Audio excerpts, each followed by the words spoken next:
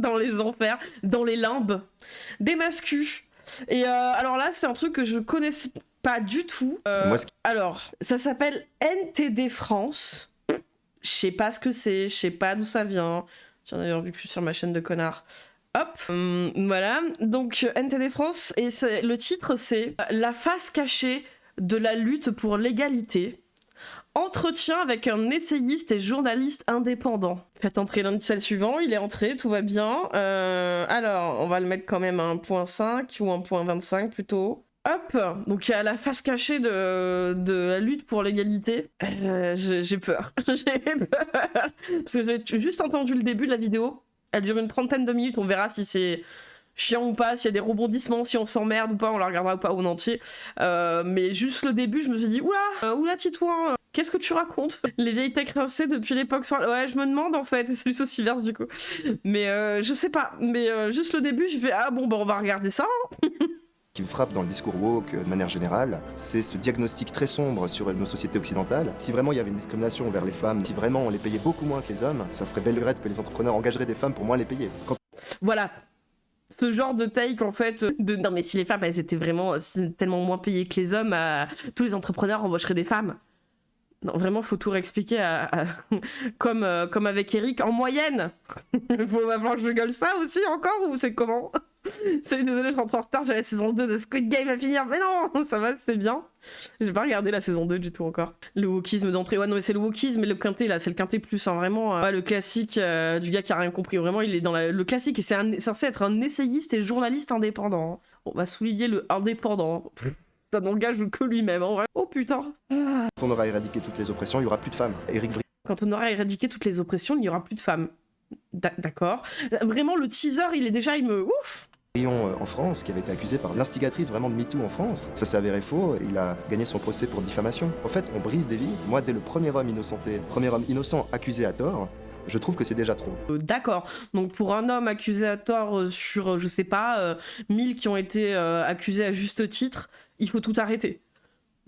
Oh là là, ça pue la merde.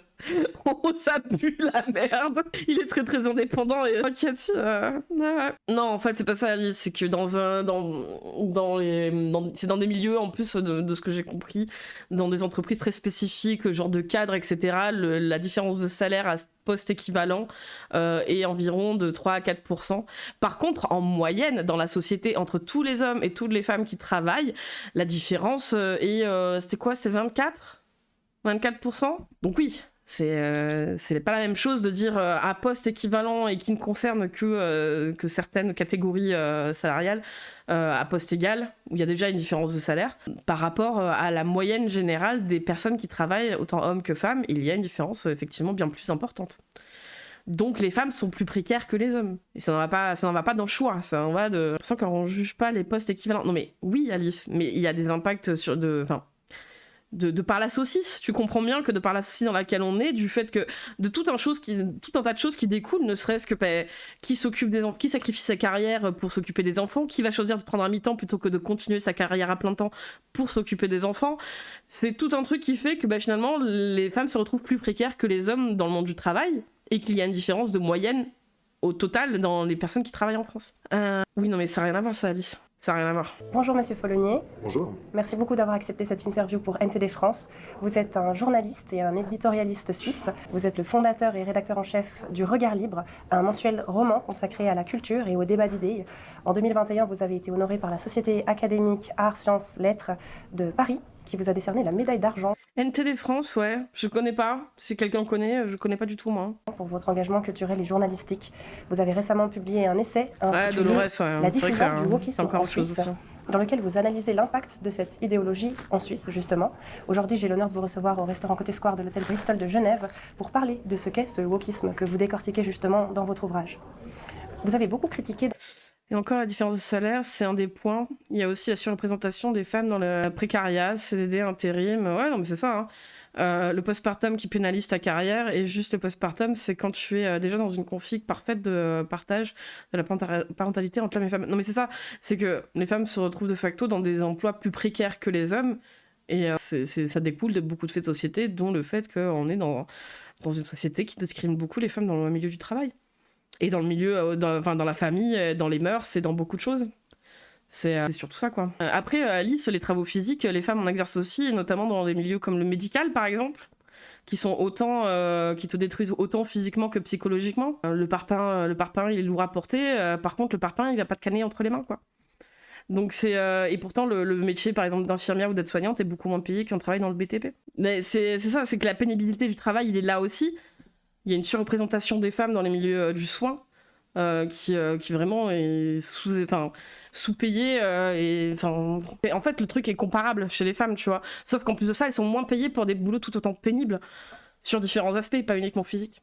Et bref. Dans vos travaux et de façon générale, dans divers de vos interventions sur Et en plus, oui, le travail aussi de t'occuper en plus de tes gosses, parce que, pareil, des femmes qui travaillent, par exemple, ne serait-ce qu'un que je parlais du médical, mais qui travaillent dans le médical et qui en plus doivent se taper toute la charge des gosses derrière, bah, ça aussi, c'est un beau physique, ouais. différents plateaux de télévision. Ouais, ça veut dire ça, un Kikriket, je connais pas du tout. Ouais, dans mon avis, ça pue la merde. Les effets de la lutte très en vogue contre le harcèlement, en affirmant qu'elle ne produisait pas de résultats positifs. C'est une affirmation assez surprenante de premier abord. On a tendance à penser que justement la sensibilisation contre le harcèlement qui est faite dans les écoles, dans la société, elle a un effet positif justement sur ce phénomène de manière générale. Qu'est-ce que vous entendez exactement par la lutte contre le harcèlement a un effet négatif ? Non, en plus, c'était pas ça qui avait été dit. Je crois que.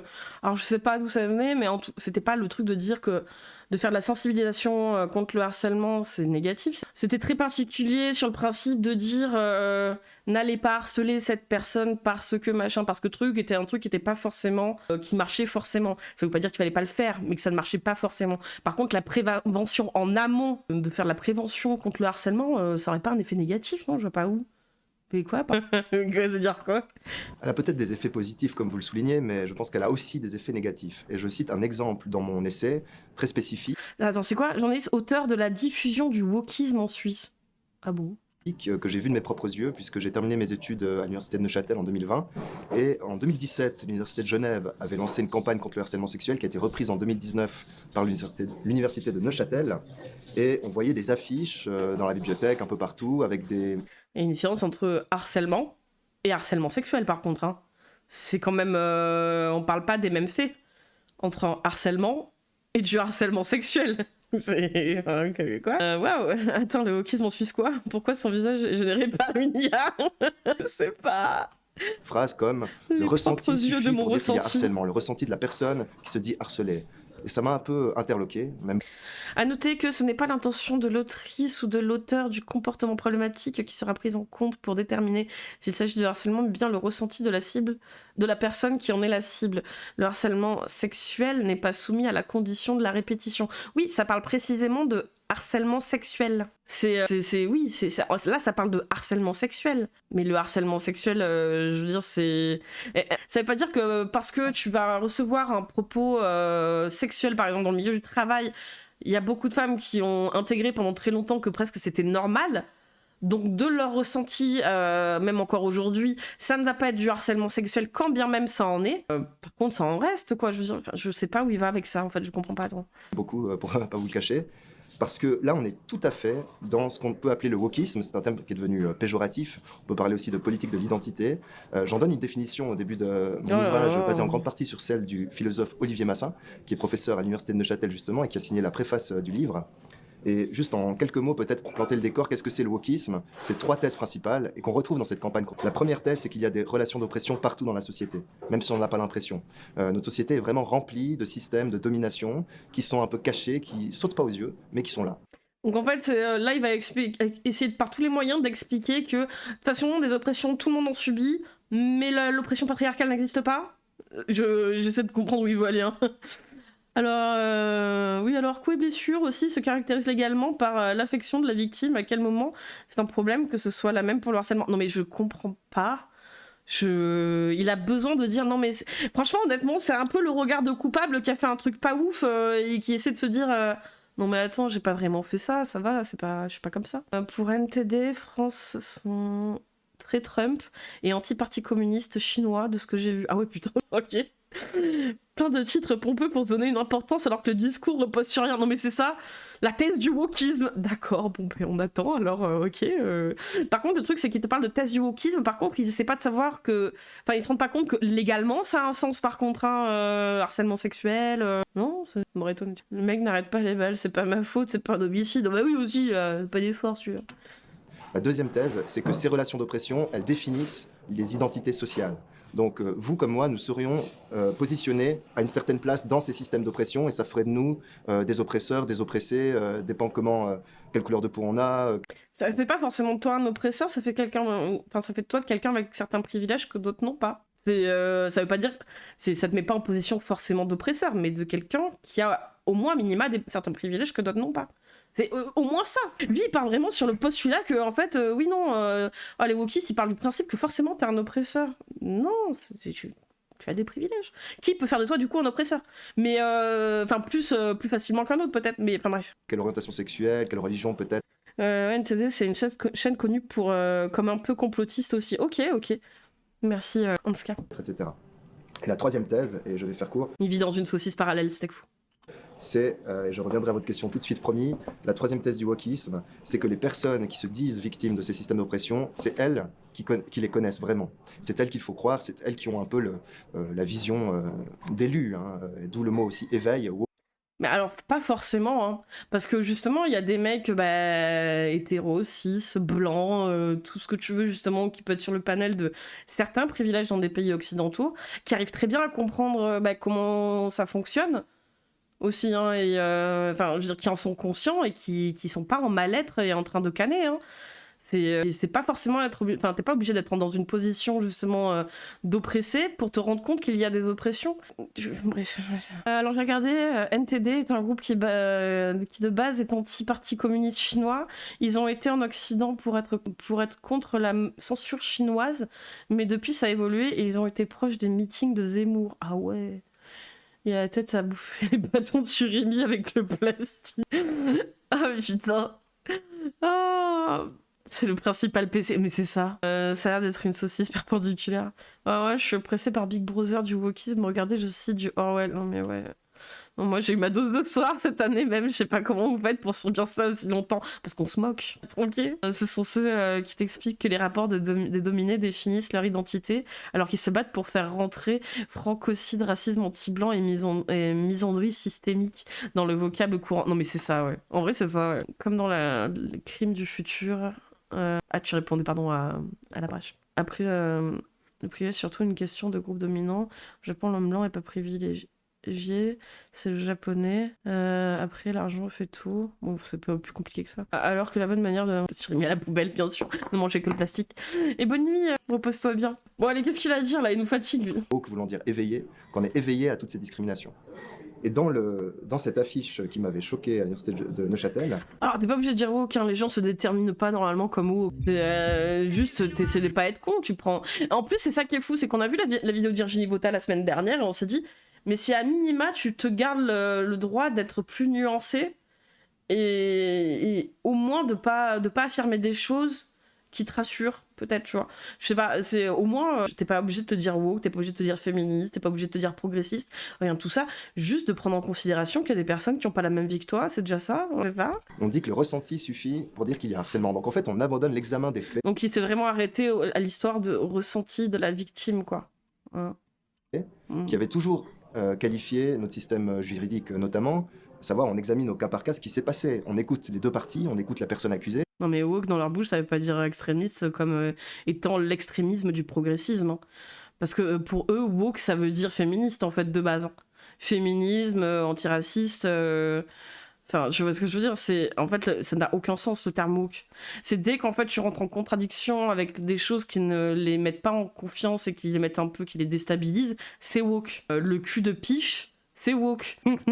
On est vraiment sur des standards très bas pour définir quelque chose qui les dérange quand même.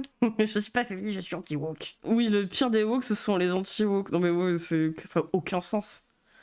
Tu ne définis pas, mais comme chez les masculins quelque part, tu vois, parce que c'est une analogie pétée encore une fois de comparer quand même la traite d'êtres humains quand même, parce qu'on parle de ça. Hein. Quand ils parlent de wokisme pour dire oh mon Dieu c'est la décadence, on parle quand même de traite humaine. Hein. C'est comment tu traites les êtres humains autour de toi, alors que dans le masculinisme on parle comment traiter la femme comme de la merde et qu'elle ferait bien de retourner à la maison de faire la bouffe quoi. Et c'est quand même une histoire de traite humaine. Hein. Ça va pas au-delà hein, quand même là hein, le principe du wokisme. Hein, bref. Et là, ça disparaît. On n'écoute plus que la personne qui dit qu'elle est harcelée. Il y a zéro notion Évidemment, d'extrémisme. ça peut mener à des dérives. Et c'est ça qui me... Conneries qui sont juste des dérives du progressisme. Ouais, mais ça, après, cite-les-moi, tu vois, par exemple, Alice. Moi, je veux bien, tu vois, dans tous les trucs, il y a forcément des extrémistes. Mais les extrémistes, en fait, à part sur BFM TV ou sur 2-3 trucs de Combini d'il y a une dizaine d'années, peut-être, tu vois, mais... Qu'est-ce que c'est les dérives hard quoi? C'est les fémènes, mais les fémènes qui se revendiquent des fémènes, quoi, à la limite, quoi. Puis alors, si elles veulent aller se foutre à Walpé pour casser les couilles, bah qu'elles y aillent, tu vois, mais je sais pas. Tu vois, c'est les dérives extrémistes qui pourraient, je sais pas, vraiment, je cherche à comprendre. Qu'est-ce qui, en gros, serait pas extrémiste, qui viendrait pas, en fait, d'un épiphénomène qui s'est pas passé aux États-Unis par des gens un peu perchés, quoi. Tu vois, je sais pas. me préoccupe. Oui, j'ai vaguement souvenir de cette campagne, parce que j'étais à l'université aussi à l'époque, et je ne me rappelle plus des phrases qui m'avaient choquée, mais une en tout cas m'est restée en mémoire, c'était « Ici, une femme a subi un harcèlement sexuel ». Je ne sais pas si c'était aussi à l'université de Neuchâtel, alors que ça n'a pas été démontré ou prouvé. Je pense que c'est juste une façon de dire qu'en fait le harcèlement est déjà survenu dans les universités et qu'il survient de façon plus récurrente qu'on ne... Petite définition du code pénal, le fait de harceler une personne par des propos ou des comportements répétés ayant pour objet ou pour effet une dégradation de ses conditions de vie se traduisant par une altération de sa santé physique ou mentale. Donc non, ça ne repose pas sur la désignation arbitraire et le ressenti. Oui, non, mais en plus, c'est que en plus de ça, là, il parle de harcèlement sexuel et qu'il n'y a pas besoin de répétition pour que ce soit considéré pour du harcèlement sexuel. Bref. Non, mais... Je pense, mais j'ai l'impression qu'il y a quand même un peu un présupposé qui est le harcèlement est partout et vous ne l'avez pas encore remarqué et nous on va vous faire prendre conscience de l'omniprésence de ce harcèlement. C'est juste... Exactement, et il y a un côté, vous êtes dans l'erreur, vous êtes dans la naïveté, on va vous expliquer comment ça se passe et que la réalité est tout à fait sombre. Et moi, ce qui me frappe dans le discours woke, de manière générale, c'est ce diagnostic très sombre sur nos sociétés occidentales. C'est un discours qui a été importé directement des États-Unis. Non, pour le coup, non. En plus, non. Enfin, s'il y a bien un truc sur lequel ils ont un train de retard, quand même, les US, c'est peut-être là-dessus aussi, quoi. Mais non. Enfin, là, non. Encore une fois, on parle de traite humaine. Et c'est pas lui, Titou, avec ses yeux bleus et ses cheveux blonds, qui est en capacité, vraiment, je pense, de comprendre. S'il y a des gens autour de toi qui te disent qu'ils subissent des choses, tu les crois. S'ils te disent qu'ils subissent des choses du fait que ce soit une meuf, que même ce soit un mec pour une certaine raison, parce qu'il y a des mecs, par exemple, qui vont se faire traiter d'homosexuels alors qu'ils sont hétéros, mais juste que, par exemple, ils vont pas traiter les meufs comme de la merde, qui vont avoir de l'empathie, ils vont déjà se faire maltraiter. Donc, s'il y a pas toute cette espèce de Roland comme ça, si ce mec-là n'a pas connu ça parce qu'il a une espèce de posture un petit peu d'homme caillou, ben ouais, mais tu vas pas te mettre à la place des autres et dire non, mais ce que tu vis, ça existe pas. Si. Oh là là. Et qui ne colle pas du tout avec les évolutions. Puis alors qu'ils viennent des USA, bon, vu la gueule des USA, quel enfer. Si c'est le pire truc qu'on ait récupéré de chez eux, moi ça me va. Hein. Qu'il y a eu dans la société. On se dirige plutôt vers plus d'égalité de droits, je pense même qu'elle est atteinte, cette égalité de droits dans les grandes lignes, vers plus de respect mutuel, à mon avis. Oui, mais le respect mutuel, en fait, il vient pas grâce à toi, visiblement. Parce que l'égalité de droit, c'est une chose. Par contre, l'égalité de considération, elle est pas là quand même il y a des lois. Et qu'on parle de femmes ou d'enfants, on est toujours à des stades quand même qui sont assez arriérés. Donc le respect mutuel, il vient pas grâce à toi et pas juste grâce à une loi qui existe. Hein. Aux États-Unis, tu peux attaquer la supérette qui t'a vendu des avocats pas mûrs, donc bon, quelles nos problématiques juridiques sur les leurs, c'est foireux. Non mais vraiment, ouais, c'est ça, c'est juste parce qu'en fait, de l'autre côté de l'océan, ils sont blancs aussi, c'est genre, c'est la même chose. Hein. En fait, ce serait presque, à la limite, comme comparer presque ce qui se fait au Sud-Afrique en disant « Ah, voyez, ils sont blancs au Sud-Afrique !» Bah, c'est pareil. Ah, ok, d'accord, on fait comme ça. Même déjà, en Europe, d'un pays à l'autre, c'est déjà plus la même chose. Donc bon, ou des femmes cis qui sont prises pour des trans parce que pas assez bonnes. Non, mais il y a ça aussi. Non, mais ça, entre l'homophobie, la transphobie, la misogynie, le racisme, je veux dire, il y a tellement un panel de trucs où tu dis « Mais si à un moment, tu fais pas évoluer les mœurs là-dessus, c'est pas juste des lois qui vont en fait d'un coup te faire avoir un regain d'humanité envers les autres, quoi. Non, ça marche pas comme ça. T'es obligé à un moment de forcer un peu le truc, sinon, bref. Forcément au niveau intellectuel, parce que justement, ce camp-là pêche par intolérance intellectuelle. Mais en tout cas, dans nos relations humaines, j'ai l'impression qu'on a fait des grands progrès par rapport à il y a 100 ans, par exemple. Oui, Mais grâce à quoi alors du coup? Parce que c'est fou quand même. Parce qu'une femme même qui est née, on va dire, alors après avoir obtenu le droit de vote, après avoir obtenu, enfin bref, tous les droits qu'on a acquis et qui est née après la Seconde Guerre mondiale, bref, même une femme à cette époque-là, avec des droits nouveaux, etc., n'a pas du tout la même considération, par exemple, qu'une femme aujourd'hui. Quand même, déjà, les considérations, elles sont ce qu'elles sont. C'est même plus, c'est pas parce que les droits sont là que ça change tout. C'est qu'il y a eu des évolutions qui sont allées avec, mais parce qu'il y a eu des choses qui se sont passées entre temps, pas uniquement d'un point de vue juridique, aussi d'un point de vue juridique, mais des fois c'est le côté juridique et des lois ont été faits justement parce il s'est passé des choses. C'est pas parce que d'un coup les hommes sont devenus gentils qu'ils nous ont accordé des droits. Hein. c'est comme ça. Quoi. En termes de relations hommes-femmes, notamment, puisque c'est le thème dont nous parlons tout de suite. Et ce diagnostic sombre, en fait, ne résiste pas à l'épreuve des faits. Ah bah ouais, ce qui en fait une théorie assez louche. Parce que Karl Popper avait bien dit que pour qu'un énoncé puisse être pris au sérieux, et pour qu'il soit scientifique, il doit être falsifiable. C'est-à-dire qu'on peut le réfuter. Il a une forme telle qu'on peut déjà le comprendre, cet énoncé. Quand on dit que le harcèlement est structurel, par exemple, c'est un peu mystérieux comme phrase. Je n'ai jamais été très fan des discours très jargonneux, comme on en trouve beaucoup dans les nouvelles sciences. Bah c'est marrant parce que Thaïs, elle, au contraire, elle disait que en gros, le harcèlement et le slut-shaming, c'était bien. Et justement pour que les femmes restent à leur place et que ce soit pas des putes. Les gens qui citent ça me gonfle à mes combles.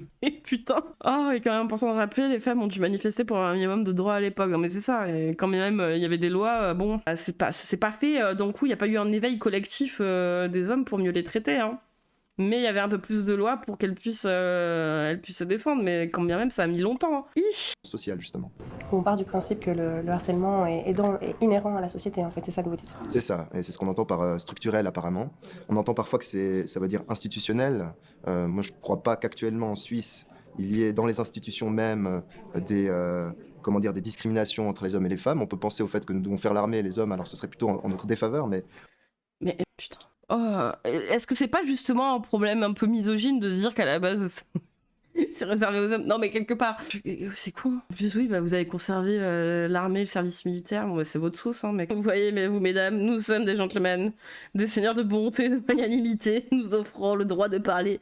Puis si vous êtes sage, on vous donnera plus. Ouf, bah oui, bien sûr.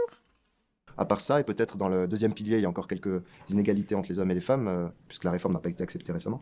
Mais à part ça, je ne vois pas du tout dans le système même des discriminations. Bah, c'est peut-être ça le problème, c'est que tu les vois pas. C'est peut-être ça le grand problème, non? Voilà. Et alors structurel... On a gardé la grossesse et l'accouchement, et nos règles au passage aussi. Elles peuvent aussi vouloir dire... Il est structurel et c'est scientifique car observable. Les comportements de harcèlement sont beaucoup plus observables envers les femmes qu'envers les hommes. Et on aurait pu tout aussi bien observer le contraire. Le mec a lu le résumé de la fiche wiki de Karl Popper. Je connais pas Karl Popper, mais je veux bien te croire parce que bon, putain, comment il fait raccourci Mario Kart, en gros, c'est... Ah, moi j'ai pas vu, hein, donc ça existe pas. Ok. Justement symbolique. C'est la façon dont on est représentés les uns les autres, et ce serait fondé sur des biais, en fait, sur des stéréotypes. Et ça, c'est pas facile à prouver. Et donc, ça en fait un discours séduisant, parce que ça nous donne un air intelligent de dire, en fait, moi, je sais ce qui se passe, même si on le voit pas. Mais il y en a qui disent ça, hein, sur Doc, hein, comme quoi ils ont été bien bons. Nous. C'est grâce à eux que les femmes ont eu des droits. Hein. Bon, d'autres, ils disent que c'est parce que le capitalisme, en fait, tout ça, bref, je vois ce que je veux dire, mais il y a vraiment ce truc-là de dire, non, mais sans nous, en fait, vous aurez jamais eu vos droits, quoi, hein, donc soyez bien contents. Ouais, il y a un pan des masculins qui disent ça, ouais. Dieu, c'est comme c'est très dangereux. Les théories, en fait, contre-intuitives ont souvent eu le vent en poupe dans les universités. C'est pas la première fois. Je pense que les féminismes vous répondraient que... Les féminismes par discrimination structurelle et institutionnelle, on entend par exemple le simple fait que les femmes, j'entendais en fait justement Colline de Sénarclan dans une émission aujourd'hui qui disait les femmes sont sous-représentées dans les universités, 80% des professeurs, des enseignants sont des hommes par exemple, et pour eux ça c'est un argument en fait qui montre qu'il y a des discriminations envers les femmes par exemple. Qu'est-ce que vous répondriez à ça? Je répondrais que c'était pas la même chose déjà il y a 20 ans, donc que les choses évoluent, et que paradoxalement, plus ça évolue, plus le discours militant en question devient exacerbé. C'est un vieux paradoxe qu'avait théorisé Tocqueville, le paradoxe de l'égalité, c'est-à-dire que plus une société... Et tu veux pas trouver encore plus vieux, là? En fait, est apaisée, égalitaire, et qui vit la liberté, vraiment, factuellement, plus on crie à l'inégalité, etc., pour le petit bout qui reste à franchir. Si ce mec-là disait ça à l'époque, le petit bout qui reste à franchir, c'est qu'il avait déjà pas bien compris grand-chose. Ah, c'était les mecs qui portaient des gamins, je crois qu'on serait une espèce éteinte depuis longtemps, oh putain. Ah, je peux te dire qu'ils en mettraient tous les jours des capotes, hein, même s'ils baissent pas. Hein. Tous les jours la capote au bout de la bite. Hein. Juste, tu vois, sur le principe de l'argent et la lutte des classes. Bah non, pas uniquement. Ça en fait partie très grandement, on est d'accord. La lutte des classes, mais pas uniquement. Le truc, c'est que c'est un sujet complexe parce que on n'a pas vécu une société linéaire. Je veux dire, ça fait 12 000 ans en gros qu'on s'est sédentarisé, mais il y a eu différentes parties de l'histoire qui nous démontrent à quel point ce n'est pas juste une question d'argent et non plus de classe sociale pour que les femmes aient été à ce point-là déconsidérées et traitées comme ça, quoi. Mais bref. Ça pue les vidéos conspi. Non, ça m'étonne pas, hein, vu ce qu'ils tiennent comme discours, c'est un peu... C'est lui le petit bout qui reste à franchir. Il se la joue. T'inquiète, je suis intellectuelle alors qu'il n'a pas du tout bossé son sujet. Ouais, Et j'avoue. cela étant dit, je ne serais pas pour qu'il y ait exactement 50-50, qu'il y ait autant de professeurs femmes que d'hommes. Ouais, non mais après, le truc des inégalités de richesse, c'est bien sûr. Mais on n'a pas toujours été non plus dans ce même système-là au fil des époques. Cela dit, ça y contribue très clairement. Mais pour qu'il y ait en plus de ça une dévaluation d'un sexe précisément, il a fallu aussi d'autres choses, pas que l'argent, tu vois ce que je veux dire. Je suis pour que tout simplement le résultat soit, l'état de fait soit le résultat de choix individuels totalement libres. Et je suis pour que, évidemment, tout le monde puisse faire ce qu'il veut, dans la limite de ses goûts, de ses compétences, etc. Il pourrait très bien y avoir plus de femmes dans le futur que d'hommes dans les postes universitaires. C'est déjà le cas dans énormément de professions. Et ces mêmes personnes ne militent pas pour qu'il y ait plus de femmes dans les chantiers, par exemple. Oh, il a vraiment le cliché de « Ah, mais pourquoi elle milite pas pour qu'il y ait plus de femmes dans les chantiers ?» Et pourquoi, ça demande par exemple qu'il y ait plus d'hommes dans les milieux du soin. C'est... Pourquoi ? Enfin, mieux payé, hein, les chantiers. Hein. Putain. Donc... Et il y en a de plus en plus, hein, des femmes dans les chantiers. Hein. Il y en a de plus en plus parce que les hommes sont peut-être aussi de moins en moins bêtes et un peu plus ouverts sur le fait d'embaucher des femmes dans ces milieux-là. Je sais qu'à une époque où je bossais en intérim, par exemple, il y avait la meuf qui, de temps en temps, m'appelait pour un truc. Et là, elle m'a dit ah bah alors là, il faudrait conduire un espèce de minibus pour les handicapés 4 fois par semaine pour les amener dans un centre et puis pour les ramener chez eux et tout. Et je dis ouais, carrément. Alors en plus, j'avais permis moto, permis voiture, donc je me dis bah, vas-y, minibus, elle a dû dire ok, tu vois. Elle m'appelait, elle me dit bon, par contre, je lui envoie votre CV. Mais il y a à peu près 99% de chances qu'on vous prenne pas parce que bah, d'habitude ils prennent 100% d'hommes quoi. Donc il y a des trucs où même au moment de l'embauche, de toute façon tu sais qu'on va pas te prendre parce que t'es une meuf. Et je suis sûre qu'il y a des meufs qui font des études dans le BTP et qui galèrent aussi à trouver des places dedans parce qu'à l'embauche il y a une discrimination aussi, parce que c'est une charge à gérer quelque part, parce que peut-être tes employés c'est des gros chiens. Il y a possibilité hein, c'est bref. Alors que nous les hommes on milite pour qu'il y ait plus d'hommes dans les chantiers. Nous aussi on veut pas y aller si on a le choix. Mais c'est ça, c'est comme l'histoire de ah ben les hommes ils vont faire la guerre. Oui non mais qui a envie d'aller faire la guerre? Personne. Donc t'as fait 0 guerre, tu as soulevé 0 parping, tu as fait 1000 cafés au boulot car c'est le seul truc que tu sais faire. Donc pour le chat d'Alpha on repassera. Non mais oui, c'est quand même grave. Hein. Quand j'essayais d'être éboueur, on m'a dit non, t'es une femme. Non mais oui. Ah non mais je te dis moi pour un truc de conduire. En plus, je veux dire conduire des enfants avec un minibus, tu vois. Je dis bah vas-y, tu sais, let's go. Et non, bah effectivement, tu vois, ils m'ont pas appelé quoi. D'elle-même, elle savait très bien qu'elle envoyait ma candidature, mais que de toute façon, ils allaient même pas la regarder quoi. Ah là, il s'appelle comment le gars? Je vais chercher sur internet quelle stratégie de Bourges il a pu établir pour jamais mettre les pieds sur un chantier. Alors, est-ce qu'il met son nom? Parce que je sais. Entretien avec un essayiste. Oui, mais son nom, c'est quoi? Jonas Follonier. Donc Jonas et Follonier. Follonier. Voilà. On voit bien qu'il y a aussi des désirs différents qui sont parfois explicables par l'évolution biologique. Ah putain, ça y est, c'est la nature parce que les femmes, elles posent pas assez de parpaings. Oh, sérieux. D'avoir une facilité quand t'es... Alors, un homme... d'une certaine carrure, parce que il y a des hommes, ils ont pas la carrure appropriée, on va dire, par rapport au cliché du mec qui bosse dans le BTP. Hein. Il y a des mecs dans le BTP aussi, ils sont surpoids, ils sont pas très grands, ils sont pas très musclés. Hein. Mais donc en fait c'est la nature. Hein. Pourquoi les hommes ils sont incapables d'aller faire des soins dans le médical, mais que les femmes elles n'arrivent pas non plus à les poser des parpaings quoi. Ça parle de moi. Non mais c'est fou quoi. Enfin je veux dire t'as à peu près n'importe quel genre de mec qui peut être représenté dans le BTP quand même ceux qui ont des physiques on va dire plus grands, plus costauds et je veux dire qui n'ont pas de problème de lombaire ou j'en sais rien tu vois. Peut-être qu'ils vont tenir un peu plus longtemps dans le métier parce que ça reste un métier aussi comme dans le milieu du soin qui est fatigant, qui est éreintant. Mais je veux dire, il y a tout, c'est juste une histoire de cliché. Il y a des mecs, il y a des meufs, elles sont 2 fois plus balèzes que certains mecs qui bossent dans le BTP. Hein. Je dis pas que tout s'y rapporte, mais enfin, il y a beaucoup de chercheurs qui théorisent là-dessus. Et ce qui est frappant, c'est qu'ils sont totalement ostracisés. Et c'est que dans certaines universités ou dans certains discours, comme ceux de Madame de Sonarclan, Par exemple, les psychologues évolutionnistes ne sont pas du tout pris au sérieux, alors qu'il y a un consensus scientifique sur certains faits qui découlent de la division des sexes. Le fait que la femme porter l'enfant, par exemple, a eu une influence sur le long terme, sur les comportements. Et bien sûr qu'après, il est question, on peut changer, on n'est pas esclave de sa biologie. Mais putain, la psychologie évolutionniste, c'est quand même un truc de baiser, hein. Mais putain, mais On a évolué vers une société où nous sommes beaucoup plus semblables dans notre rapport au travail. Et ça, c'est grâce, et là aussi, c'est ce que ces personnes oublient, c'est aussi grâce à la révolution industrielle. C'est-à-dire que les entreprises ont besoin de main-d'œuvre, les entreprises. Bien sûr que la biologie, ça justifie la plupart des députés et autres postes de responsabilité sont des hommes. La force, le muscle, tout ça, bien sûr. Bien sûr, c'est vraiment le bibi, hein, c'est la tête, putain. Ah là là, besoin de main-d'œuvre, oui, oui. D'ailleurs aussi, hein, le nombre de meufs hein, qui font les 3-8 en bossant à la chaîne dans des usines. Hein. Pourtant, il faut encaisser hein, aussi physiquement, hein, qui se ruine la vie et la santé là-dessus. Hein. Bref, comme quoi, hein, on est capable d'endurer les douleurs. Hein. Dans l'anthropologie, je confirme, l'évolutionnisme n'a pas tenu très longtemps dans les courants de pensée. Ah ouais?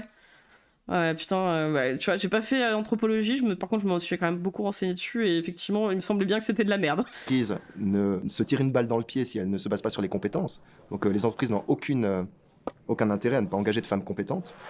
Et si vraiment il y avait une discrimination vers les femmes dans les universités ou ailleurs, c'est par exemple si vraiment on les payait beaucoup moins que les hommes, ça ferait belle lurette que les entrepreneurs engageraient des femmes pour moins les payer.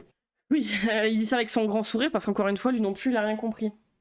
C'est encore une fois, il y a une différence entre la moyenne nationale de combien touchent les hommes en moyenne et combien touchent les femmes en moyenne. Et là, il y a une différence en France, parce que c'est en Suisse, donc j'en sais rien, mais de 24%. Et dans certains secteurs, par rapport au poste à poste égal et aux différences de salaire, qui là est plus de l'ordre de 3-4%. Mais c'est pas dans tous les secteurs, entre hommes et femmes. Il y a une différence quand même qu'il faut comprendre et où je me dis quand même quand t'es censé être un essayiste et journaliste sur le sujet, si tu t'es pas un peu renseigné ne serait-ce que là-dessus, alors qu'il y a chaque année des comptes rendus, hein, je veux dire de l'État qui sont faits à ce niveau-là, c'est quand même assez grave, hein, c'est trouvable facilement. Hein. C'est pas un mythe, hein, je veux dire c'est juste que en tant que femme tu te retrouves plus souvent avec des postes précaires parce qu'il y a encore cette mentalité que c'est la femme qui doit cesser sa carrière quand il y a un enfant ou qui doit en tout cas se retrouver à faire un mi-temps ou un tiers-temps pour s'occuper principalement de la charge de l'enfant pendant que monsieur continue sa carrière, ou alors qu'elle se retrouve mère célibataire, donc pour gérer les deux en même temps, elle se retrouve avec un boulot précaire, payé à mi-temps, enfin un boulot à mi-temps précaire pour s'occuper en même temps des enfants. Bref, il y a plein de situations, ou alors de la discrimination aussi à l'embauche, parce que ce que monsieur oublie aussi, c'est qu'il y a une discrimination à l'embauche, de fait qu'en fait on ait la possibilité de tomber enceinte. On n'a plus le droit aujourd'hui, on en parlait la dernière fois, mais en gros aujourd'hui les patrons n'ont plus le droit de demander cette question ultra cringe de mais est-ce que vous comptez faire des enfants dans les prochaines années? Ça ils n'ont plus le droit de le poser, hein, mais il y a une vingtaine d'années encore ça se faisait beaucoup, même j'imagine encore 15 ans, mais il y a rien que ça, c'est déjà une discrimination à l'embauche. Et parce qu'il y a aussi ce truc là de ah oui mais en plus elles ont leurs règles, donc elles vont être moins performantes, parce que il y a un tas de légendes là-dessus, donc bien sûr que si, il y a une discrimination à l'embauche. C'est pas qu'une question de compétence. Il y a une discrimination, Jean Teubé. Et va te faire foutre. Hein. Ouais, oui, madame, vous avez ou vous voulez des enfants? Ouais. J'avais expliqué la dernière fois, hein, j'ai entendu cette phrase, j'avais 17 ans. Et pourtant, comme je disais, c'était le patron le plus doux, le plus gentil, le plus ouvert que je connaissais, mais tellement ça se faisait de façon naturelle, en fait, de poser ce genre de questions en entretien d'embauche, qu'il me l'avait posé. Ouais, non, franchement, autre projet, putain. Ah, et bonne nuit. La pépite. Et bonne nuit, toi. Ouais, bah ouais, putain de merde. Hein. Donc il y a plein de contradictions dans ce discours. Cela dit, c'est vrai que le monde académique reste sans doute plutôt masculin. Cela dit, il y a plein d'autres choses très intéressantes à faire dans la vie, mais j'espère que les femmes osent candidater au poste universitaire, et je crois que c'est le cas maintenant. Oui, donc est-ce que tu as le pourcentage de femmes qui ont candidaté et celles qui ont été prises, par exemple? Est-ce que ça, c'est possible, tu vois, d'avoir ce genre de données? Je sais pas. Mais avant de dire que j'espère qu'elles vont postuler, est-ce que c'était pas déjà le cas avant? Et maintenant, est-ce que maintenant qu'elles postulent plus, est-ce qu'elles sont plus prises? Ou est-ce que quand même elles galèrent? Enfin bref. Que ça vient et que c'est tant mieux. On va faire encore une dernière question. La question, puisqu'il renvoie aux femmes Vous exprimez également une méfiance, l'injonction de tout au long de la ouais. discussion, envers le principe qui consiste à croire les victimes sur parole, dans le cadre du harcèlement. Pourtant, on a pas mal d'études qui indiquent que les fausses allégations de violences sexuelles, elles sont rares. Beaucoup de recherches s'accordent sur une proportion comprise entre 2 et 10%. Comment est-ce que vous répondriez à ces chiffres? Est-ce que vous êtes d'accord avec ces chiffres d'abord? Et comment est-ce que vous répondriez à toutes les personnes qui pourraient être surprises par votre position et qui défendent justement la parole des victimes? Alors, je n'ai aucune motivation à contester ces chiffres, je pense qu'ils sont vrais, moi j'ai pas d'autres informations, mais 2 à 10%, ça fait déjà beaucoup si on croit sur parole des victimes et que ça s'avère faux. Il y a des cas qui sont connus maintenant. Il y a des acteurs, par exemple Kevin Spacey. Ah oui, citons des acteurs et des gens ultra connus parce que bien sûr, c'est ce qui marche le mieux. Ma mère, elle bossait à plein temps dans un foyer logement pour personnes âgées. Elle a fait le rôle dans Daron, en plus d'être une mère. Elle a été à plein temps.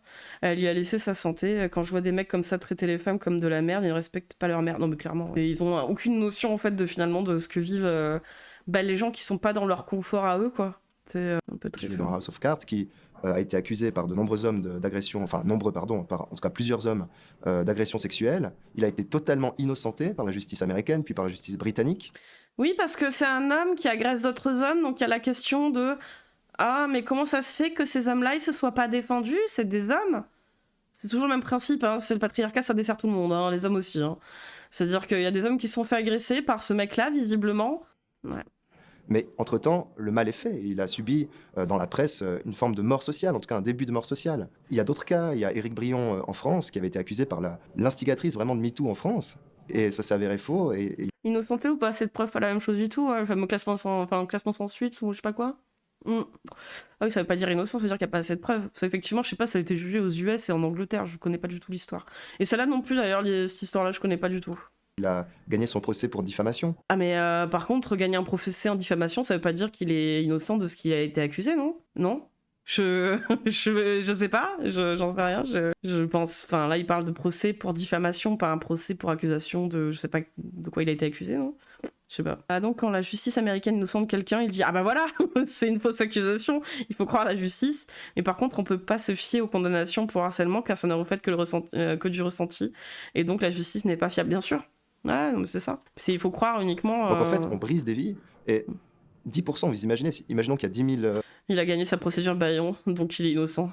accusations par an. Ça fait quand même 1000 personnes qui seraient accusées à tort et qui après n'ont plus du tout la même possibilité de continuer poursuivre leur carrière et qui n'ont plus du tout le même regard sur eux de la part de la société. Alors non, c'est faux, parce que sur, admettons, 1000 personnes par an qui seraient accusées, pas condamnées à tort, hein, accusées à tort, entre être accusées à tort de façon, parce qu'il y a différentes façons hein, d'être accusé à tort, hein. Il y a de façon directe, par la personne, elle, qui t'accuse, peut-être, parce que c'est pas 1000 personnes qui sont connues, hein. Il est bien gentil, là, il nous cite des personnes en gros, dans les médias ça en parle, mais sur les 1000 personnes, il y en a 2 qui sont connues et tout le reste c'est des gens lambda, que personne ne connaît. Mais il y a la façon, une personne qui se fait accuser à tort par quelqu'un parce qu'il y a peut-être des histoires, il y a souvent une histoire de famille derrière, enfin bref, il y a des trucs un peu sombres. Se faire accuser à tort de façon publique, genre cringe, de fausses accusations sur Twitter, ça aussi, hein, je veux dire, les gens tu les connais pas, ils se sentent libres, ils se sentent plus pissés, ça arrive, mais ça reste des putains de connards, hein, je veux dire, ça reste du harcèlement. Et puis il y a de fausses accusations, c'est-à-dire d'aller déposer plainte en apportant de fausses accusations. Mais ça, encore une fois, 99% des gens, ce sont des no-name. Donc à quel moment ça impacte le regard de la société sur toi, sachant que tu n'es pas une personne connue? Pour l'écrasante majorité des gens, ce ne sont pas des gens connus. Ça peut avoir des répercussions, je dis pas, hein, bien sûr. Hein. Il y en a certains qui, effectivement, peuvent avoir des répercussions sur leur vie. Je dis pas ça. Mais de là à dire qu'ils connaissent tous le même sort de personnes publiques qui ont été accusées à tort, non. C'est pas les mêmes répercussions quand t'es une personne publique accusée à tort que quand t'es une personne lambda accusée à tort. C'est pas la même chose quand même sur les répercussions. C'est pas systémique. Un accusateur et les personnes qui le vivent vraiment, on en fait quoi? Tu as pensé à ça? Non mais les 90, parce que c'est minimum 90% hein, qui du coup accusent à raison, hein, jusqu'à 98%. Mais celle-là du coup elle compte moins que les 1000 personnes par an qui seraient accusées à tort. C'est pas bien d'accuser à tort, hein, très clairement. Hein. Mais, c'est le premier homme. Globalement, après, les gens accusés à tort... Enfin, déjà, quand t'es accusé à raison, avant que tu te fasses condamner, c'est quelque chose. Hein. Quand t'es déjà accusé à raison de quelque chose, d'autant plus quand c'est des violences sexuelles, la justice, elle fait pas son taf. C'est quoi? C'est 1% qui mène à une condamnation. Donc, accusé à tort, t'as encore moins de preuves tangibles, de tangibilité dans ton discours. Enfin, donc il y a très peu de chances que ça mène à quelque chose non plus, quoi. Elle fait sa carrière brisée par des accusations calomnieuses de femmes, bizarrement. Quand c'est des accusatrices qui se font écarter ou harceler derrière et leur agresseur a calmement continué sa carrière. Non mais oui. Et puis là, en plus, juste avant, il citait un homme qui a été accusé d'avoir violé d'autres hommes. Et aux États-Unis, regardez, il a été innocenté, hein. Ouais, mais là encore, c'est encore plus précis, c'est-à-dire que à ce point-là, c'est ancré dans la tête que en fait les histoires de viol, en fait, c'est presque des bullshit, que c'est pas grave, que c'est pas important, que des hommes c'est encore moins pris en compte parce que ce sont des hommes qui auraient dû se défendre. innocenté, le premier innocent accusé à tort, je trouve que c'est déjà trop. Et donc on peut à la fois être pour... Oui, ça en plus, les gens connus sont même pas cancel, c'est les victimes connues qu'ils sont, ouais. C'est du moment où tu connais la victime de la personne un peu connue, celle qui se fait cancel, quoi. Enfin, qui se fait cancel, qui se fait emmerder. Justement, bah, on parlera d'Ultia et tout, alors même si c'est pas sur le même registre que le viol, on va dire, mais ça parle du harcèlement sexuel, là, par exemple, donc c'est un peu la thématique quand même. Mais et ça retombe, en fait, sur les gens qui s'en prennent plein la gueule, quoi. C'est une folie, hein. une prise de parole de la part des victimes. Bah, faudrait déjà que le MeToo Femme il soit déjà entendu, Alice, tu vois ce que je veux dire? Parce que, comme l'écrasante putain de majorité c'est des femmes, si déjà celui des femmes n'est pas entendu, celui des hommes il est pas prêt d'arriver. Parce qu'on sait qu'elles ne portent pas suffisamment plainte, il faut continuer à porter ça, à dire, écoutez, s'il se passe... Et c'est pas pour autant qu'il est pas entendu, mais souvent les hommes victimes sont plus entendus par des femmes que par leur propre bro de couilles, quoi. C'est un peu... Vraiment une agression, un viol évidemment, etc., il faut porter plainte. Et il faut tout faire pour que le système judiciaire, évidemment, les écoute. Mais pas les croit sur parole. Parce que là, et c'est là qu'il faut être nuancé, et j'espère qu'on puisse encore l'être sans être accusé de je ne sais quoi, il ne faut pas envoyer des gens innocents dans la mort sociale. Toutes nos sociétés occidentales sont bâties sur le principe inverse, c'est-à-dire qu'il vaut mieux un coupable en liberté qu'un innocent en prison. Quoi ? Pour lui, il vaut mieux un coupable en liberté qu'un innocent en prison ? Attends. D'ailleurs, en parlant de Ultia, j'ai bossé sur le sujet pour un live. Tumélien. Comment ça, Tumélien ? J'ai pas compris le Tumélien. Ah, moi, je suis pas d'accord, Ali. Parce qu'à ce compte-là, tu mets plus personne en prison, tu laisses tout le monde dehors, en fait. Hein, c'est surtout ça. Hein. Et tu arrêtes de croire les victimes, et en fait, tu dis bah non, parce que si jamais dans le lot, là, il y en a un qui est innocent, bah du coup, on les laisse tous dehors. Bizarre, non ? Ok, bon. Oui, merci beaucoup, c'est très intéressant.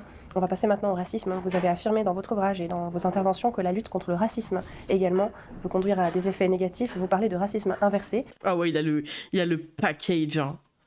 Mais j'aime pas que le principe que sans preuve on foute un innocent en taule. Non mais Alice, il y a 1% des affaires, ne serait-ce que des agressions sexuelles et des viols, qui sont condamnés. Et la plupart, c'est même pas avec du ferme. Il y a même pas 1%. Sur déjà le peu de pourcents qui portent plainte, je sais plus combien c'était le pourcentage de personnes qui portaient plainte. C'est pas juste des histoires de 4% qui portaient plainte.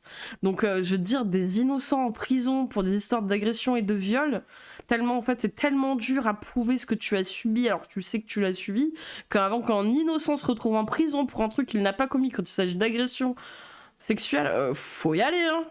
Tu veux les liens ? Excuse, j'ai oublié des mots. Si tu veux, ou même tu pourras venir carrément pour faire un live, ou je viendrai sur ton live si tu veux en parler. On peut se faire ça, Pipi, on en discutera. Alors j'imagine que nos téléspectateurs, moi c'est mon cas en tout cas, on voit où est-ce que vous voulez en venir, mais peut-être pour expliquer le concept, vous pourriez nous donner quelques exemples de ce racisme. Le problème, c'est tous les coupables qui sont pas en tôle pour les crimes qu'ils ont commis. Enfin, sur les histoires de viol, 99%, quoi. Inversé. Bien sûr, vous avez sans doute entendu parler du concept de discrimination positive. Alors c'est déjà un concept que je trouve un peu bizarre, parce que associer quelque chose de positif au mot discrimination, c'est déjà un peu bizarre, mais c'est pour faire passer la pilule, c'est-à-dire pour faire passer l'idée qu'en favorisant... Quand il y a ce genre de témoignages qui sortent, je pars du principe que je ne m'exprime pas, parce que je reste toujours assez sceptique, à cause soit des mensonges, soit des expériences passées de personnes qui ont menti. Disons que ça vaccine un peu. Disons qu'en tout cas, au moins le premier réflexe, effectivement, c'est à minima de fermer sa gueule. C'est le premier truc à faire, au moins, c'est des histoires d'agression et de viol. C'est à minima, tu ne connais pas l'histoire, tu ne connais pas les gens. À moins... tu peux toujours apporter un soutien à la dite victime. Maintenant, ce qui est compliqué aussi, c'est effectivement, tu parles de certaines personnes qui sont heureusement rares, qui apportent de fausses accusations sur d'autres personnes, réussissent effectivement à mettre une balle dans le pied de causes qui sont importantes. Et c'est ça le problème. Après ça n'empêche pas d'apporter quand même son soutien. Tu peux apporter un soutien jusqu'à preuve du contraire aussi, tu vois, c'est ça le truc. C'est au bout d'un moment, par contre, si les gens se rendent pas compte qu'avec le nombre de preuves apportées, que la personne ment, parce que factuellement tu peux prouver que la personne ment, après c'est un autre problème, quoi. Mais il n'y a aucune pilule à faire passer. Ça fait 20 ans que le terme discrimination positive est utilisé par ceux qui prétendent la dénoncer. C'est un terme péjoratif, pas de novlangue pour faire passer la pilule. C'est pour ça que je choisis de juste pas m'exprimer, comme ça j'évite de mettre en porte-à-faux. Non mais oui, bien sûr. T'as des mecs t'as des mecs qui s'en cachent même pas, hein. Pierre Orca, je veux dire, Pierre Orca se cache même pas, je veux dire, de ces dingueries. C'est tout le truc, c'est hyper compliqué, ça reste un truc où les agressions sexuelles, l'inceste, j'en parle même pas, c'est hyper complexe parce que c'est tellement intime et c'est un crime les plus difficiles à prouver puisque ça se passe en huis clos. la plupart du temps. La plupart du temps, dans la majorité des cas, il n'y a pas de témoin. À moins, je veux dire, de passer le choc de ce que tu as vécu, d'avoir conscience de ce que tu as vécu et d'aller directement à la police pour faire des prélèvements, c'est quasiment impossible. Et c'est hyper dur d'aller dire ah ouais, mais pourquoi tu portes ta plainte, pourquoi t'es pas allé à la police. Enfin, il y a tellement de mécanismes psychologiques qui se mettent en place de défense que c'est pas un truc que tu fais. C'est pas un des premiers trucs auxquels je pense. C'est quand, enfin, pour celles qui y pensent, franchement, faut tanker solide, hein, parce que c'est vrai que le premier truc que t'as envie de faire, c'est de rentrer chez toi, de te cacher pendant 15 jours. Hein. Et de prendre 40 douches, c'est hyper compliqué. C'est pour ça que le truc de se dire par défaut il faut croire les victimes, cela dit, croire les victimes veut pas forcément dire aller insulter de facto la personne en face qui est accusée de viol, par exemple. C'est pas une obligation, tu vois, mais au moins, si tu te sens d'apporter un soutien à la victime, c'est pas un problème. Au pire, si tu t'es trompé, tu vois ce que je veux dire. C'est si tu t'es trompé et qu'en fait ça a été prouvé que c'était des fausses accusations, ok, tu vois, mais c'est pas toi qui va être mis dans la merde parce que tu auras cru cette personne au moment donné. Mais bref, c'est tellement c'est rare que bon, tu peux te dire oui, des fois il y en a qui, il y a certaines personnes, hommes comme femmes, qui peuvent affabuler pour faire leur intéressant et pour essayer eux-mêmes se sortir de situations où ils ont fait de la merde. Bien sûr que ça arrive. Les condamnés dans ce genre de cas sont ceux qui sont pris sur le fait. Et la plupart du temps, c'est ça, quoi. C'est ça le truc. Hein. Et c'est tellement rare que bon. C'est que beaucoup de personnes, présomption d'innocence de l'accusé égale présomption de mensonge de la victime. Ouais, voilà, ouais. C'est que l'étiquette qui est un peu posée, quoi, malheureusement. C'est, oui, bien sûr, la présomption d'innocence de l'accusé, effectivement, apporter un soutien ne veut pas dire forcément accuser de facto quelqu'un de ce qu'on dit qu'il a commis, mais ça n'empêche pas d'apporter un soutien, au moins par la pensée, tu vois. Ça n'empêche pas. Oui, une fausse accusation sous pression familiale. Ouais, mais j'en ai parlé la dernière fois c'était une adolescente qui avait porté plainte contre juste un mec qu'elle avait croisé, qu'elle connaissait pas elle directement, qui s'était retrouvé en prison parce que toute la famille avait appuyé et tout avec, et en fait il s'était révélé que c'était une fausse accusation et que la personne qui l'avait violée c'était son frère, et que le mec qui avait été enfermé à tort du coup lui avait pardonné parce que le contexte familial était ultra malsain et que les parents lui mettaient la pression pour qu'elle accuse quelqu'un d'autre pour pas que le frère se retrouve lui en prison, quoi. Donc c'était son frère à elle, hein. Voilà, donc viol, inceste dans la famille, quoi. Donc oui, peut y avoir un processus malveillant à dénoncer de façon mensongère quelqu'un. Il peut y avoir un procédé malveillant ou des fois une détresse aussi dans laquelle t'es et qui te retrouve à mettre dans la merde quelqu'un d'autre. Après, oui, ça reste effroyable pour le mec, mais c'est-à-dire que si même le mec lui-même a compris ce qui s'est passé et il n'y en tient pas rigueur, si ce mec-là est capable de pardonner parce qu'il a compris très bien ce qui a été engagé un petit peu dans tout le procédé qui s'est mis en place, c'est qu'on n'a pas, tu vois, aussi à prendre parti pour dire ouais, mais le pauvre, c'est dégueulasse ce qu'elle a fait. Si lui est capable de pardonner, c'est que les autres sont capables de le faire, tu vois. Et que ça reste quand même quelque chose de compréhensible. Ça reste des années de vie perdues, oui. Mais de l'autre côté, combien d'années elle a perdu du fait de s'être fait violer par son frère? Tu vois, le truc, c'est que c'est extrêmement dur, les gentils, les méchants, tu vois, dans tous les cas, c'est compliqué. Hein. C'est on n'est pas, c'est pas le manichéisme, quoi. Et dans tous les cas, le seul fautif, c'est le frère et les parents qui ont incité à ce qu'elle porte plainte contre quelqu'un d'autre, ouais, bien sûr. Certaines personnes, par exemple des personnes noires, par exemple des femmes, maintenant ça peut être et le gars est sorti de tôle, bien sûr. Ouais. Eh bien, on va rétablir un peu l'égalité de fait, parce que ce que veulent les tenants de ces théories, c'est pas seulement l'égalité de droit. Ça, c'est une notion très importante, c'est l'égalité de fait, de résultat.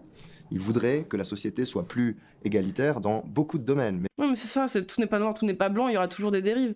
Et des fois, comme je disais, ça peut être totalement malveillant, par moment, mais homme comme femme, hein, il y a des accusations mensongères qui sont faites des deux côtés, d'un point de vue totalement malveillant, soit par vengeance, soit pour obtenir quelque chose. Mais je veux dire, c'est des gens purement malveillants qui sont capables d'aller jusqu'à vraiment déposer plainte, d'entamer toutes les procédures, je veux dire, juridiques. Faut être profondément malveillant pour faire ça quand tu sais que t'es en tort. Mais après, des fois, c'est des histoires qui sont quand même beaucoup plus complexes que juste être malveillant, quoi. Et j'ai cité qu'il y avait quand même des domaines où on les entend moins. Est-ce qu'ils voudraient qu'il y ait plus de femmes, par exemple, qui se suicident? Il y a beaucoup plus d'hommes qui se suicident que de femmes. Oh là là, ça y est, il nous ressort le truc, là, et c'est bon, quoi, tu vas... Vraiment, il nous sort tout le bingo, là. C'est... Ah, putain, mais c'est quand même une folie, quoi. Ouais, les hommes qui se suicident plus que les femmes. Et après, t'as des mecs qui disent les femmes, elles vont toutes voir des psys. Oui, et les hommes, ils vont pas voir assez de psys. Et ils prennent pas assez soin de leur santé, et il va nous sortir peut-être le cliché parce que en fait c'est les femmes qui demandent le divorce et qu'elles récupèrent toute la maison, la voiture, les enfants, et que l'homme il se retrouve à la rue. Ouais, enfin on voit que dans la majorité des cas 60% ils demandent à ce que ce soit leur femme qui récupère les gosses en garde principale, et que juste en fait les mecs ils attendent la plupart du temps de trouver une autre relation avant de divorcer. Donc c'est pour ça que c'est les femmes qui demandent le divorce avant. Hein. Et putain, elles attendent pas d'avoir quelqu'un pour demander le divorce. C'est taille que mascu de merde, quoi. C'est Des chantiers, il y a beaucoup plus d'hommes qui ont des métiers manuels très physiques et très pénibles. Oui, et les femmes, non, je veux dire, dans le médical et dans le soin, ça se passe comment, en fait, quand t'assistes des personnes en fin de vie, que tu dois porter leur corps quasiment inanimé parce qu'ils n'ont plus de force, tu dois aller leur faire... Enfin, je veux dire, tu dois t'occuper d'eux physiquement, enfin, je sais pas, c'est pas que physique, hein, c'est psychologique aussi, enfin, mais l'autre, il est là encore nous raconter ces histoires de parpaings, à dire à quel point c'est difficile, mais t'arrives même pas à soulever une petite cuillère, toi, de quoi tu parles? Oh putain, mais c'est grave, hein. Non, mais ils se suicident plus parce que les parpaings. T'inquiète, c'est je vois. C'est plutôt que factuel, ça rapporte rien ici en soi. Non, mais c'est les femmes font plus de tentatives, par contre, 3 fois plus de tentatives de suicide que les hommes. Et juste qu'en fait, il était établi que les hommes utilisaient des moyens plus radicaux que les femmes, parce que, bon, après, par rapport à plein de choses. Alors, moi, je disais une fois, oui, peut-être parce que dans les clubs de chasse aussi, il y a plus d'hommes que de femmes. Ce qui est pas faux en soi, tu as facilement accès à une arme à feu pour létalement atteindre à tes jours, peut-être aussi, mais qui ont peut-être moins la facilité d'aller demander de l'aide quand il faudrait, parce que homme égale caillou dans leur tête, quoi. Et la saucisse, hein. La saucisse, homme caillou, tout ça, quoi. Mais bref, oui, c'est tragique. Mais encore une fois, je veux dire, que des hommes se suicident plus. Alors, moi, ce que j'aime pas, encore une fois, c'est l'espèce de parallèle qui est fait avec les violences faites envers les femmes. Un homme qui met fin à ses jours, il se fait du mal à lui-même. Une femme qui se fait violer et agresser sexuellement, c'est pas la même chose qu'un homme qui se fait du mal à lui-même, hein. Là, c'est pas la femme qui se fait du mal à elle-même avec ce qu'elle subit des agressions. C'est un homme, ou même une femme, des fois aussi ça peut arriver, qui atteint à son intégrité physique et intime. C'est pas la même chose que quand toi-même, tu veux te faire du mal à toi-même. Et bah, c'est même pas qu'on essaye autant, c'est qu'on essaie 3 fois plus visiblement pour les tentatives de suicide. Hein. Il y a beaucoup plus d'hommes qui meurent d'overdose que de femmes. Donc, dans le discours militant woke, on met en avant des statistiques qui sont toujours en défaveur des femmes. Mais c'est les seuls trucs vraiment qu'ils arrivent à retenir. Je veux dire, t'as un panel d'informations et de statistiques qui sont effarantes, hein, et qui sont gravissimes. Hein. Mais l'autre, il va retenir, oui, mais les hommes, ils suicident plus. Genre, les femmes, dans sa bouche, hein, il va pas te sortir les stats, mais dans sa bouche, les femmes, elles se suicident 0, et les hommes, beaucoup plus, forcément. Ah, mais sérieux, quoi. Et le rapport, mais on le cherche. Ils savent pas doser, oui. Ou des personnes noires, mais on peut aussi en citer d'autres, en ce qui concerne les hommes, par exemple. Mais pour en revenir au racisme inversé, quand on introduit un quota en faveur d'une personne dite minorisée ou discriminée, eh bien on discrimine évidemment les autres. Puisque à compétences égales, on va favoriser plutôt l'autre, Mais c'est pas une question de favoriser. En fait, c'est une question d'arrêter de discriminer. Arrêter de discriminer, ça veut pas dire favoriser, hein. C'est quoi cette espèce de raccourci de dégène, là? Faire de son mieux pour arrêter de discriminer, même de façon inconsciente, parce que c'est des choses aussi, les gens sont pas... Pour la plupart, je pense pas foncièrement raciste ou foncièrement misogyne, par exemple. Ne serait-ce que pour des entretiens d'embauche, tu vois, justement parler, tu vois. Ils sont pas foncièrement, ils vont pas aller forcément voter Front National. Mais il y a un truc qui fait que dans son inconscient, parce que l'inconscient collectif est un peu raciste et un peu misogyne, va faire que tu vas peut-être favoriser un homme plutôt qu'une femme et peut-être favoriser un blanc plutôt qu'un noir. Et c'est ça, en fait, c'est juste prendre conscience un peu de ça, arrêter cette discrimination qui n'est même pas forcément consciente, hein, pour essayer de voir ça factuellement, de se dire, bah, ces deux personnes se valent d'un point de vue d'intégrité humaine, tu vois, juste humainement se valent. Est-ce qu'au moins, à ce moment-là, à partir de là, tu peux regarder avec les compétences? Mais c'est pas pour rien, en plus, sur le truc de... Il a fallu quand même attendre je sais pas combien de temps pour qu'on ne soit plus obligé de mettre la photo sur nos CV.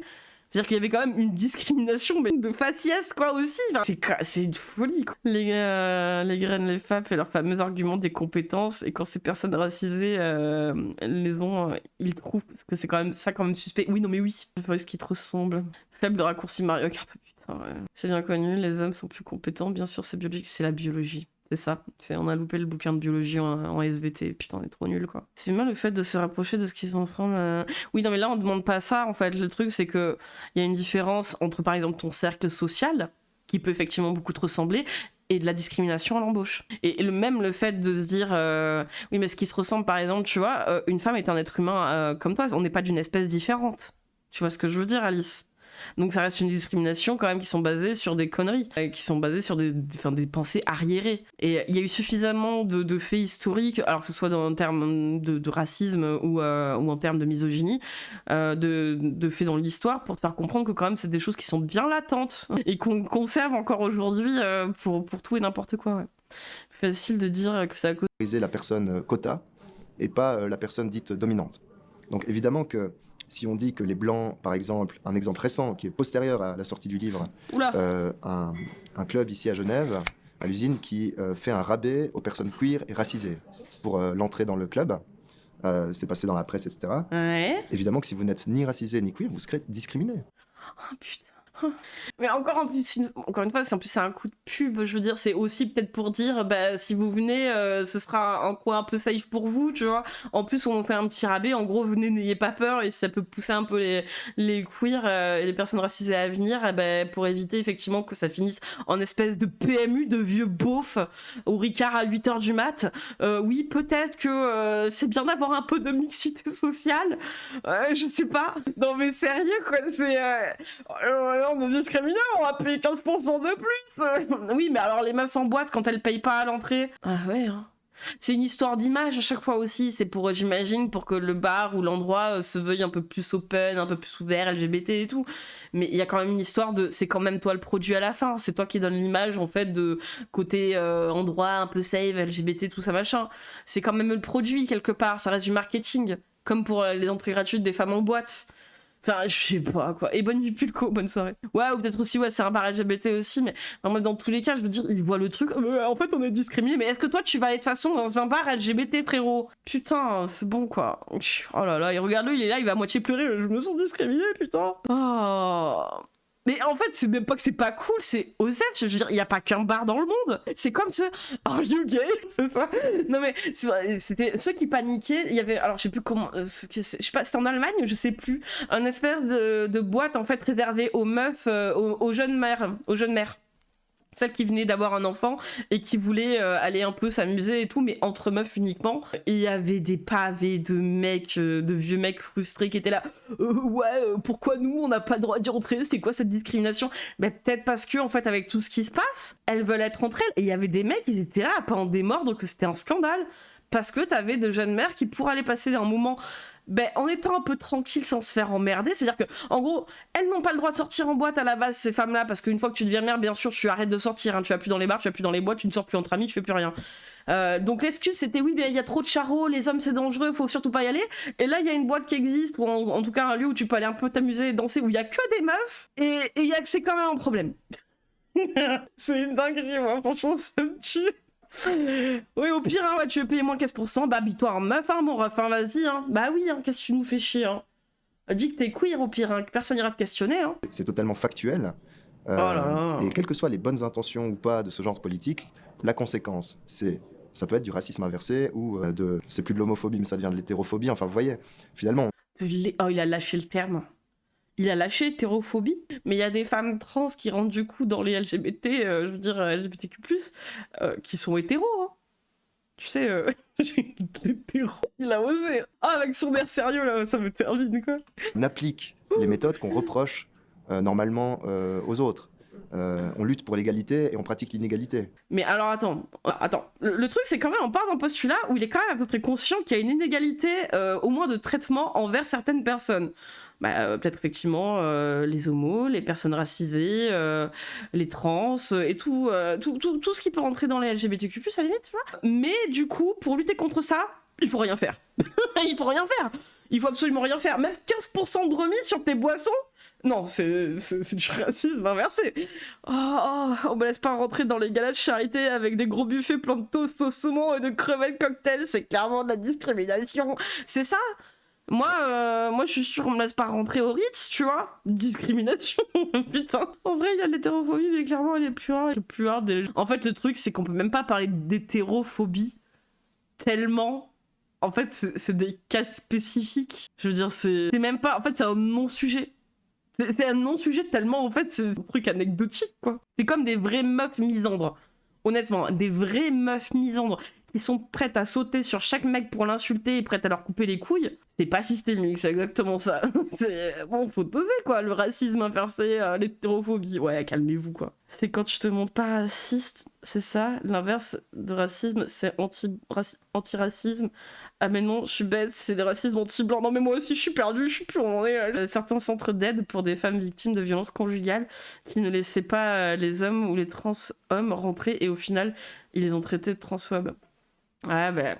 Ça, après, je subis des violences conjugales, hein. C'est un peu terrible, mais... Tout à fait frappant. Parce que le truc, c'est que... Enfin, il y a tout ça aussi, c'est vrai que c'est compliqué, parce que même les centres d'aide aux victimes de violences conjugales, comme c'est majoritairement des femmes, ça omet le fait que dans les violences conjugales, il y a aussi des hommes, ou des trans-hommes aussi, qui en subissent, parce que des fois, ça va être des couples aussi homo, hein, pas forcément hétéros. Donc, bref, c'est complexe. Hein. Donner d'autres exemples recensés dans mon livre, j'étais très étonné, par exemple, de découvrir que pour faire financer son film par la SSR, la Société Suisse de Radiodiffusion, donc le service public, qui finance beaucoup de films suisses, fallait remplir un questionnaire de 3 pages, assez volumineux, ou 2 pages, je ne sais plus, mais en tout cas, où il faut indiquer si le sujet du film touche à l'orientation sexuelle, au genre, aux personnes issues des minorités. Il faut détailler dans son équipe d'acteurs, mais aussi dans son équipe de distribution, de production, combien il y a d'hommes, de femmes. C'est quoi, c'est pour le CNC, ça ? J'ai pas écouté le début, il m'a saoulé. Enfin, ça doit être un truc équivalent au CNC pour obtenir des aides ? Je comprends pas. De quoi il parle ? Sont ultra rares, donc c'est dur de devoir tout changer pour un... Oui, c'est ça le truc, c'est qu'on n'est pas encore adapté à tous les cas de figure. Et c'est déjà assez lent pour les femmes, et donc du coup on est très hétéronormé, donc en plus de ça c'est tout un bordel, bref. Non, c'est pour les Oscars. Ah, pour avoir les Oscars, ok. Oui, il faut un espèce de tri, j'imagine, pour éviter de choquer l'audience. Peut-être. En même temps, il y a des réalisateurs, c'est des pédos et des violeurs, donc bon. Après, est-ce que ce questionnaire-là sert vraiment le sujet ? Ça aurait dû commencer, est-ce que votre producteur ou de quelqu'un de votre équipe a déjà commis des agressions sexuelles ou de la pédophilie ? Non, ça aurait peut-être dû commencer par là. Autre ne sait pas à changer de sexe, etc. D'ailleurs, quand j'ai sorti le livre, finalement, la SSR a annoncé, en tout cas la RTS a annoncé, qu'il n'allait plus utiliser ce formulaire comme critère. Les Oscars, ça vaut ce que ça vaut après licence. Pour le soutien des films, donc j'en suis heureux. C'était un exemple frappant, selon moi, d'application de méthodes américaines totalement inverse à notre vision, plutôt universaliste, où on travaille pour qu'il y ait une égalité de droit, que chacun se sente fier, conscient de ses compétences, mais pas de considérer... Mais il veut pas arrêter de parler des États-Unis, par contre, ce serait vraiment bien, non ? Que les personnes qu'on veut aider sont des pauvres victimes, et on les déresponsabilise en faisant ça. Tu déresponsabilises les victimes ? Attends, je comprends pas. En gros, si tu veux un Oscar, il te faut des personnes racisées dans le film et tout, mais bon... Mais à un moment, les Oscars, tout le monde s'en fiche. Non mais... C'est ça, après c'est les ricains et Disney quoi, c'est un peu le problème aux États-Unis par exemple, je crois que c'est dans les émissions de télé, t'as le droit à un seul gros mot dans une émission, sinon en fait tu peux te faire sauter de la chaîne sur laquelle tu diffuses. Bref, il y a tout un truc en fait de puritain mêlé à une fausse bien-pensance, c'est surtout ça. C'est pas de la vraie bien-pensance, c'est du pink-washing, bref, c'est des trucs un peu de connard quoi. Mais bref, si déjà bon, ils arrêtaient de récompenser des sales merdes et de faire des films de merde, ce serait déjà bien. La vie de petit bourgeois libéral de base, oui, les compétences, la motivation du travail, tout ça, le mec vit dans la LinkedIn. Non mais ça, c'est un profil LinkedIn, lui, tout ça. L'épisode où ils disent merde, ouais, meilleur épisode, j'avoue, putain, trop bien. En favorisant les films, par exemple, qui seraient portés par des personnes homosexuelles ou musulmanes ou je ne sais quoi, ils seraient pas assez grands pour montrer eux-mêmes leurs compétences. Moi, je suis persuadé qu'il y a des compétences chez des... Ah donc en fait... Alors en plus les Américains c'est un truc très spécifique et puis ils ont pas eu la même notion, ils ont pas la même notion de racisme qu'en France, parce qu'en France on n'est pas à plaindre aussi à ce niveau-là, tu vois, mais eux ils ont quand même un sacré passé avec le racisme qui est quand même violent, mais oui il a lâché musulman, ouais. Donc en gros c'est oui non mais ils ont qu'à être capables de faire par eux-mêmes plutôt qu'on soit obligé de se les colcher dans des films quoi. En gros c'est ça. Hein. Il y en a des biens. De tout profil et d'ailleurs même sans quota on voit des films qui marchent. Oui, bien sûr, hein, c'est comme les fameux quotas dans l'hémicycle et tout machin. Enfin, c'est que des trucs, en fait, non mais ça va, en fait, vu qu'il y a les droits, en fait, non mais c'est sur les compétences, donc forcément, si les femmes, en fait, elles ont les compétences, forcément, elles vont être prises. Forcément, forcément, elles vont être embauchées. Enfin, il n'y a pas de quota, vraiment, mais forcément. Ok, oui. Non mais déjà oui, le racisme américain et le racisme français, faut pas les mélanger. Ouais non, c'est une autre histoire. Ouais. On n'est pas en reste, mais déjà faut... Et désolé, mais le quota de femmes a donné des choses. Oh merde. Mais une personne qui... les quotas ethniques ou toute autre forme de discrimination positive, j'aime pas trop ça parce que ça veut dire vous n'êtes pas foutu d'exister sans qu'on vous aide, alors que ça cause juste expliquer aux gens que c'est parce qu'ils sont de couleurs différentes qui serait mieux. En fait, le truc c'est que alors, c'est bien et c'est pas bien, et c'est chiant et c'est pas chiant parce qu'on n'est pas foutu de faire sans ça, en fait. C'est ça le problème qu'il y a. Tu vois ce que je veux dire? C'est que malheureusement, sans que dans certaines catégories, il y ait certains quotas à certains moments, ça se fait pas. Parce que cliché. Parce que gros cliché, honnêtement. Et puis on devrait pas avoir à le faire, devoir le faire, c'est surtout ça. On devrait pas devoir à le faire, et pourtant il faut le faire pour qu'à un moment donné, ça devienne normal. Et qu'on soit pas obligé de devoir passer par des lois qui préconisent certains quotas dans certains domaines, sinon ça se fait pas. Ça se fait pas par en plus dans certains milieux, hein, ne serait-ce que la politique, le copinage, je veux dire, bon bref, allez. Avec ce genre de profil, évidemment. Donc il y a vraiment en plus une vision assez Et le cinéma aussi, hein. Politique, cinéma, un peu same shit. Hein. Responsabilisante et infantilisante des personnes qu'on veut apparemment aider. Là encore, je pense que beaucoup de personnes diraient que votre point de vue minimise les inégalités qu'ils appellent structurelles. Qu'est-ce que vous leur répondriez dans le cadre du racisme? Oui, il y a eu par exemple une étude de la Confédération que je cite également sur le racisme structurel en Suisse. Alors il faut déjà dire que le concept de racisme structurel, qui est issu de tous ces universitaires américains type Kimberly Crenshaw, Donna Haraway, Celia Slanger, etc., plutôt des néo-féministes, mais qui ont théorisé ces politiques de l'identité, le racisme structurel renvoie justement à un racisme qui serait omniprésent. Et même une personne blanche en Suisse, si elle estime ne pas être raciste, si elle ne l'est pas, si elle ne dit jamais de propos racistes ou même n'a jamais de pensée raciste, elle sera quand même un peu raciste malgré elle, selon ce concept. Mais alors, ça c'est pas forcément une question de racisme, ça va être des questions d'appréhension et de réaction peut-être plus négatives parce que tout un tas de facteurs. Mais ne serait-ce que les médias, en fait, c'est pas que les gens sont foncièrement racistes, c'est qu'il y a des clichés qui persistent autant dans le racisme que dans le sexisme, que dans l'homophobie. Et c'est pas que les gens le sont foncièrement. Il y en a qui le sont foncièrement, très clairement. Mais il faut être conscient qu'en fait, le tas de choses qui nous influencent dans la vie, je veux dire, on arrive à être consciente quand même de l'impact qu'a les publicités sur nous depuis quelques décennies. Mais je veux dire, ce serait hypocrite de dire que ce qu'il passe sur certaines chaînes de télé ou ce qui passe sur certains contenus de gros débiles sur Internet n'a aucune influence sur la perception des autres. Qu'on a des autres, quoi. Enfin, ouais, tu ne peux ne pas avoir de pensée raciste, mais avoir des appréhensions injustifiées qui te viennent. Par exemple, tu marches dans la rue, il y a un noir, il est derrière toi, il marche, tu seras peut-être plus inquiet si c'est un noir plutôt que si c'est un blanc. Alors qu'il n'y a pas de raison en soi, mais de par peut-être ce que tu vois aux infos, peut-être que ce que tu regardes comme vidéo sur YouTube, peut-être que tu auras plus d'appréhension. C'est des trucs cons, bêtes et méchants. Ça va pas être du racisme, je veux dire, avoir une crainte plus importante dans une certaine situation, peut pas être quelqu'un de raciste, mais de quelqu'un d'influencé par quelque chose que toi-même tu n'arrives pas à cerner. Bref, c'est plus complexe de dire ah oui mais tu es forcément raciste de base. Non, c'est oui. Parce que en fait le racisme. Même le plus haut qui a déjà eu des idées racistes. Non mais oui. Nous pousserait, le racisme structurel nous pousse. Et effectivement, même dans des milieux, on va dire, plus racisés que d'autres, il peut y avoir aussi des pensées racistes envers des personnes, mais pas uniquement blanches, d'autres personnes qui sont racisées, voire même de leur propre communauté ou de leurs propres origines. Et c'est pas bien non plus. Enfin, quelque part, je veux dire, c'est pas une bonne chose non plus. C'est plus complexe que ça, et à moins d'être un espèce de gros teubé raciste vénère à la Damien Rieu, vraiment... font des chiottes, putain. Je veux dire, il y a moyen quand même d'évolution dans la pensée des gens, je veux dire, et de pas finir juste comme un énorme... Oui, voilà, faut comprendre ce que c'est un biais raciste sans se flageller non plus pour autant, quoi. On parle pas que c'est compréhensible, on parle qu'il y a des explications sur pourquoi les gens, ils ont peut-être plus d'appréhension suivant qui ils croisent, alors que de base, ils ont pas aucun racisme, quoi. Ah là là. Pour rappel, les théories qu'on importe d'après lui des USA, c'est que ce que les Américains appellent la French Theory. Oui, c'est vrai en plus, putain. Qu'ils appuient sur Deleuze, de Beauvoir, Lacan et Foucault. C'est vrai en plus, ouais. C'est ça qui est ouf, hein. C'est pour ça que ça me fait rire à chaque fois le truc de dire oui, on apporte des trucs des États-Unis, oui, enfin, ils sont pas novateurs sur le sujet, quoi, merci, hein. Ils sont là à chaque fois les États-Unis à se caresser les tétons, mais alors, putain, vu la gueule de leur pays, j'irais pas me la raconter, hein. Serait à avoir des biais inconscients. Donc là, on est vraiment dans l'inconscient, donc on est dans des domaines un peu comme la psychanalyse, etc. Par contre, c'est validé par la recherche académique et c'est dans la catégorie plutôt sociologie ou philosophie, etc. Et la Confédération reprend à son compte ce genre de concept, mandate une étude sur le racisme structurel en Suisse et conclut qu'il y en a certainement, Finis parce ta qu'il y a quand même phrase des et indices, on même te s'il n'y a skip, pas là de tu preuves. nous as saoulés. Donc pour moi, déjà, c'est très fragile. Ouais, Et donc toi aussi, la balle hein. est plutôt dans leur camp pour montrer qu'il y a vraiment du racisme structurel. Évidemment qu'il subsiste du racisme. Évidemment, on a tous en tête des exemples de personnes qui auraient considéré que, par exemple, des personnes de couleur sont inférieures ou fait une blague vraiment de mauvais goût, etc. Il y a différents degrés aussi dans...